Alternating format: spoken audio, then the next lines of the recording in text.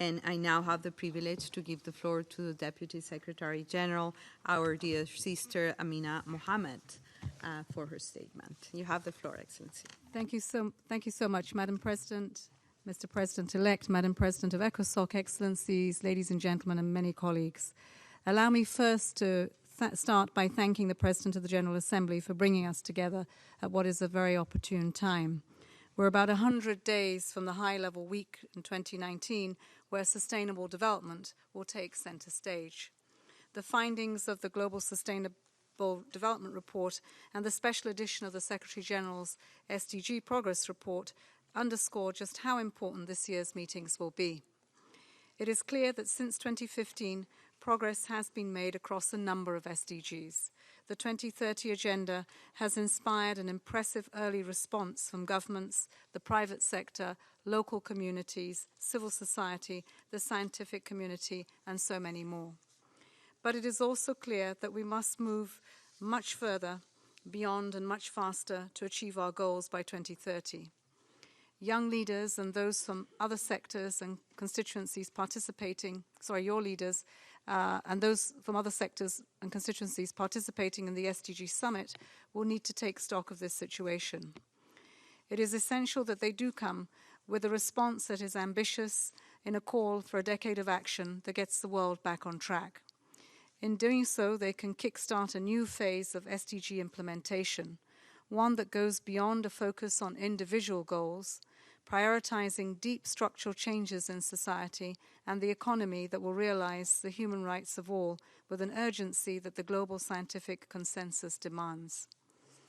The Global Sustainable Development Report and the SDG report provide some concrete suggestions on the way ahead. They remind us that to accelerate SDG implementation, much more ambitious action is needed on cross-cutting issues and levers of change such as finance, data, behavior change, resilience, effective institutions, technology, and local action, all of which should be underpinned by more effective international cooperation and a commitment to crises prevention. The Global Sustainable Development Report goes even further, identifying specific entry points on food and energy, urban development, and sustainable and just economies that scientific analysis indicates could unleash the greatest benefits across the SDGs while minimizing the trade-offs. It lays down a challenge that leaders in those sectors must now respond to. These cross-cutting issues and entry points are as relevant for the financing dialogue as they are for the review of the Samoa pathway. The emphasis on integration and a systems approach is as relevant for Secretary-General's Climate Action Summit as it is for the SDG Summit and the high-level meeting on the universal health coverage. This reinforces a crucial point that the President of the General Assembly has been making too. All 5 meetings of the high-level week are deeply interconnected, united by their determination to generate more ambitious SDG action that leaves no one behind. Excellencies, at the end of 4 years of ECOSOC High-Level Political Forum, your voluntary national reviews show that there are good foundations to build on and much engagement that is going on across sectors and stakeholder constituencies. But the September High-Level Political Forum must move beyond reporting on what each country has done. The Secretary-General is encouraging leaders to come to the Climate Summit, not just with a speech, but with the ambitious concrete plans and impactful solutions that are needed at scale.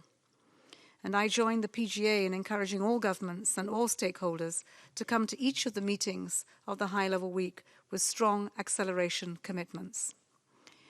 When reverting to your capitals, please encourage them to really dig deep to ensure that these commitments are as credible, actionable, and as transformative as possible. Please also encourage governments to participate in each meeting at the highest possible levels of decision-making. We need these decision-makers at the table, and that includes the world's finance ministers, who we hope will come in large numbers to the high-level dialogue on finance. The UN system stands ready to support member states as you prepare for the September meetings. We are mobilizing our resident coordinators and our UN country teams to support host countries to identify the game-changing solutions. Our climate team is working closely with many of you in relation to the summit's 9 areas of action. DESA, OHR, LLS, and WHO are supporting the intergovernmental consultations that I hope will deliver ambitious and consensual outcomes. DGACM and our colleagues in other departments are preparing to ensure High-Level Week runs as smoothly as possible.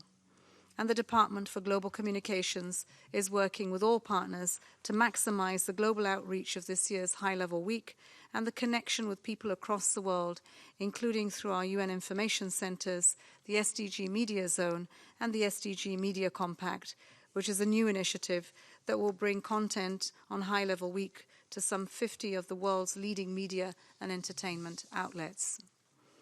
We're also engaging our partners in civil society, business, and youth organizations to support a broader mobilization, and we are working to leverage the assets we have, such as the SGs, SDG advocates, our envoys, and the UN Goodwill Ambassadors. Excellencies, dear colleagues and friends, expectations are extremely high.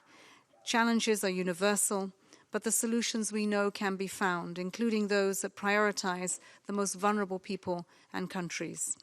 We can achieve the SDGs by 2030, and we can win the race against climate change. Through High-Level Week in 2019, leaders from government and beyond will be able to send a clear signal to the world that we are taking decisions that will get us back on track, and that we're gearing up for a decisive decade of concerted, transformative action to end human suffering and to protect our planet. It's a tall order, but I trust that over the next 100 days we can lay a solid foundation for a game-changing High-Level Week. I thank you.